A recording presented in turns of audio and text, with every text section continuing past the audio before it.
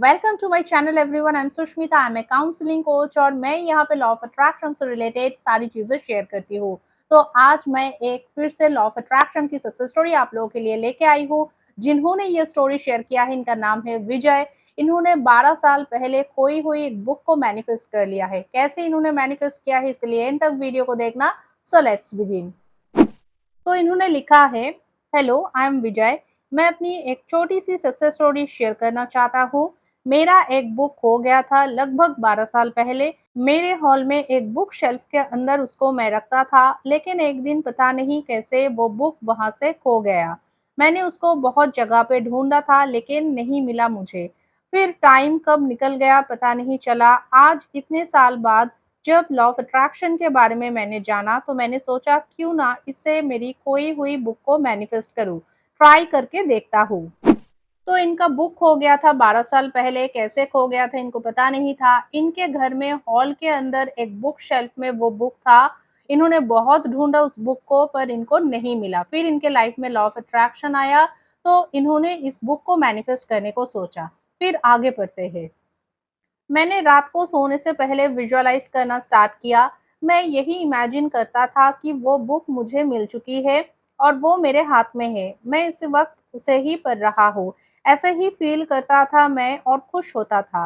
आपको पता है वो बुक मेरे एक आंटी ने मुझे बचपन में गिफ्ट की थी। उसके साथ मेरे बहुत मेमोरीज जुड़े हुए थे।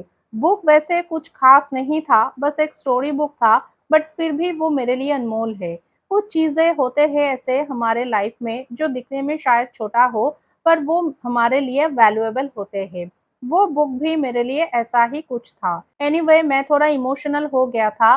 फिर मैंने 21 दिन तक इस विजुअलाइजेशन प्रोसेस को किया, देन लेट गो कर दिया जो थोड़ा मुश्किल था मेरे लिए, बट फिर भी मैंने और कामों में अपना ध्यान लगाने की ट्राई किया एंड स्लोली मैंने लेट गो करने में सक्सेसफुल हुआ।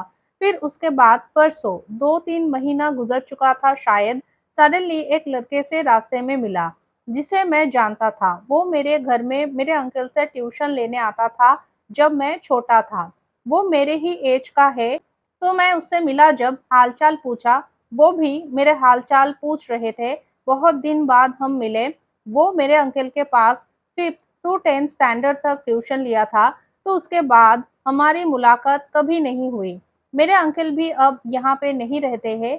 तो बातों बातों में अचानक उसने कहा कि वो जब 10th स्टैंडर्ड में पढ़ रहा था तो एक दिन हॉल में उसका नज़र एक बुक के ऊपर गया जो टेबल के ऊपर रखा था।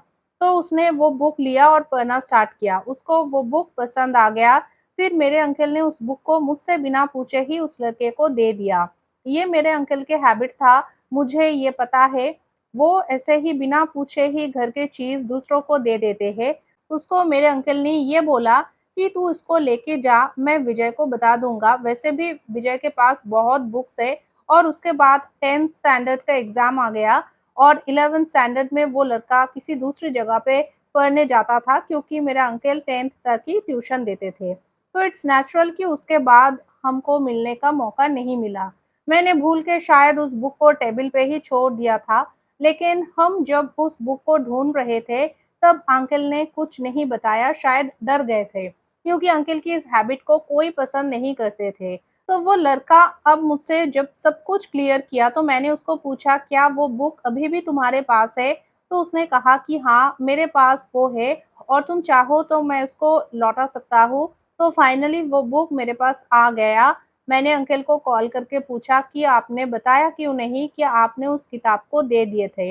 हम लोग कितने परेशान थे। तो घर से डाँट खाने के डर से उन्होंने ये नहीं बताया और मैंने कहा इट्स ओके, जो होना था वो हुआ। मेरे ख़्याल से लड़के का कोई गलती नहीं है।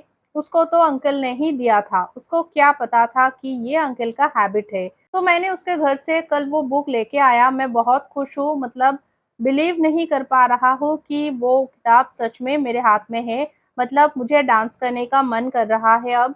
ये सच है, ये सपना, वॉव! मतलब मैं अपनी लाइफ में कुछ भी मैनिफेस्ट कर सकता हूँ। ये तो लॉटरी लग गई। Thank you, thank you, thank you, thank you, thank you. Thank you so much for sharing an amazing story. तो आप लोगों ने देखा कैसे इन्होंने 12 साल पहले खोई हुई किताब को मैनिफेस्ट कर लिया। टेबल के ऊपर वो बुक था, फिर वहाँ से अंकल ने किसी स्टूडेंट को दे दिया। फिर उसने 12 साल के बाद उस बुक को वापस से लौटा दिया। He used only visualization process for 21 days। तो आप लोगों को समझ में आ रहा है कि आपके विजुअलाइजेशन में कितना पावर है। रात को जस्ट सोने से पहले अगर आप अपने ड्रीम्स को विजुअलाइज करके सोते हैं, तो वो आपके रियलिटी में आने को देर नहीं लगता है। आप जो कुछ भी चाहते हैं, वो सब कुछ आप मैनिफेस्ट कर सकते हैं। बस अलाइनमेंट की ज़रूरत है। सो आई होप ये वीडियो आप लोगों के लिए हेल्पफुल होगा। अगर आप लोगों का इस वीडियो से रिलेटेड कोई भी क्वेरीज है, so you can definitely ask me in the comment section. और अगर आप लोग मेरे साथ में अपना कोई भी लॉ ऑफ अट्रैक्शन की सक्सेस स्टोरी शेयर करना चाहते हैं, तो आप मेरे फेसबुक, इंस्टाग्राम या फिर ईमेल आईडी पे वो स्टोरी भेज सकते हैं। मेरे वीडियोस के डिस्क्रिप्शन बॉक्स में मेरे सारे आईडीज के लिंक है। और अगर आप लोग मुझसे पर्सनल गाइडेंस लेना चाहते हैं, तो आप मुझसे पेड कॉल कंसल्टेशन ले सकते हैं। इसके लिए आपको मेरे ऑफिशियल नंबर पे व्हाट्सएप करके कॉल बुक करना है। तो मिलते हैं नेक्स्ट वीडियो में। ऑलवेज रिमेंबर, आप अपने डेस्टिनी का क्रिएटर खुद है, इसलिए सबसे पहले खुद को रियलाइज कीजिए, खुद से प्यार कीजिए और खुद पे बिलीव रखिए। Thank you so much.